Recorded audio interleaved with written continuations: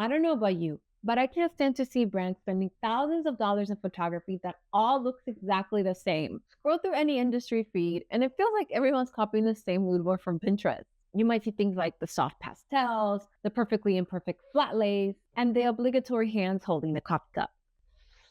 And I get that these styles work and they get traction. People like to see these kinds of photos. But when everyone's photography looks the same, how is anyone supposed to remember your brand? I learned this the hard way when I started creative directing photo shoots. I thought my job as a photographer was to make things look pretty, but it turns out to be much more complicated than that. Believe it or not, photography isn't just an afterthought or simply content, it's actually strategy. And today, I want to walk you through what I learned using photography as a business tool, not just something that makes your Instagram feed look nice.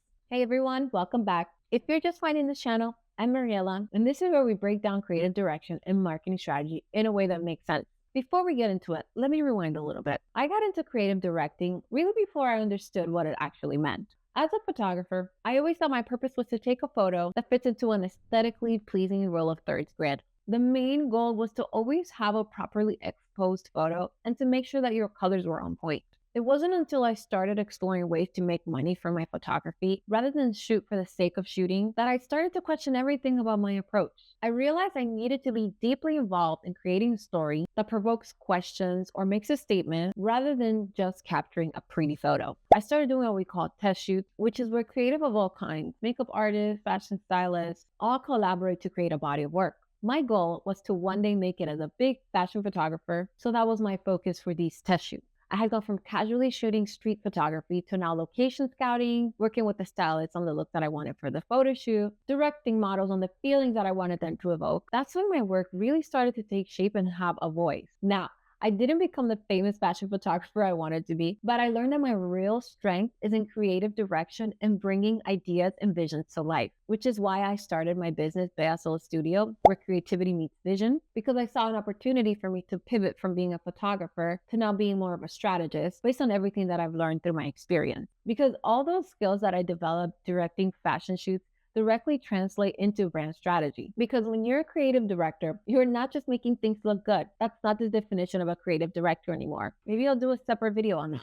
When you're a creative director, you're making deliberate choices on what story you're telling and how you want people to feel. That's exactly what brands need to be doing with their photography. All right, so let's break down how photography actually communicates. Because once you see it, you're not going to be able to unsee it. Starting with your photo style.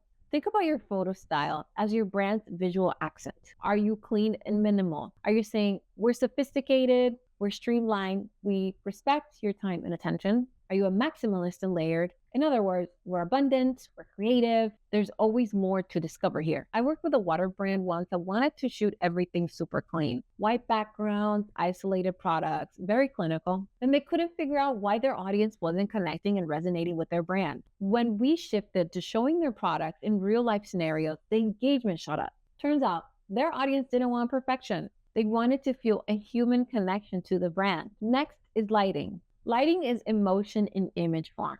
Hard direct lighting with shadows is bold, confident, sometimes even a little confrontational. It works beautifully for brands that want to feel powerful or even edgy. Soft, diffuse light is approachable, gentle, and safe, perfect for brands in wellness, beauty, or anything where trust is essential. Golden hour hits nostalgia, warmth, and aspiration. It's saying life can feel like this. Next, composition. This is where you're literally directing your audience's attention. Are you shooting tight and cropped? This is great if you want to invoke intimacy, focus, and look closely at this beautiful detail. A wide and spacious composition is openness, possibility, and breathing room. And something you might be surprised to know is that the rule of thirds, negative space, leading lines are not just photography 101 techniques.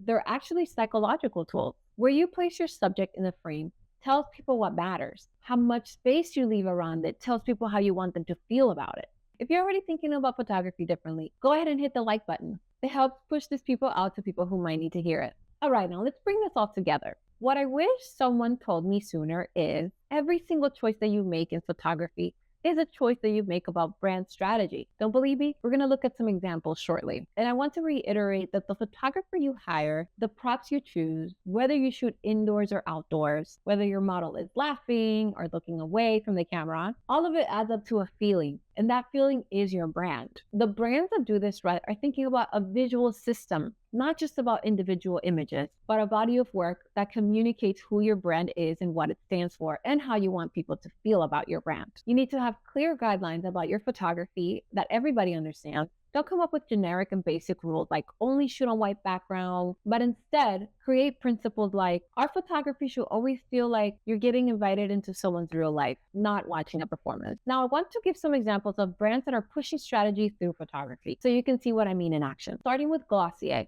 Their photography is basically a masterclass in approachability. Everything shot in natural light, often slightly imperfect, always featuring people in casual moments. That's not accidental. Their whole brand strategy is beauty should be personal and effortless. And every image they create reinforces that. You never see overly retouched faces or impossible to create looks. Next, let's talk about Patagonia. Look at their photography and you immediately understand their values.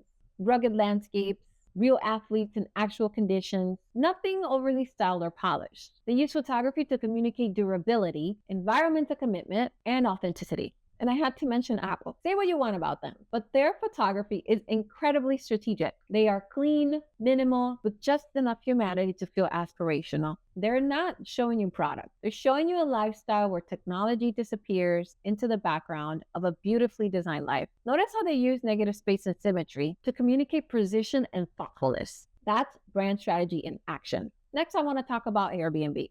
They completely transformed travel photography by focusing on the experience over the accommodation.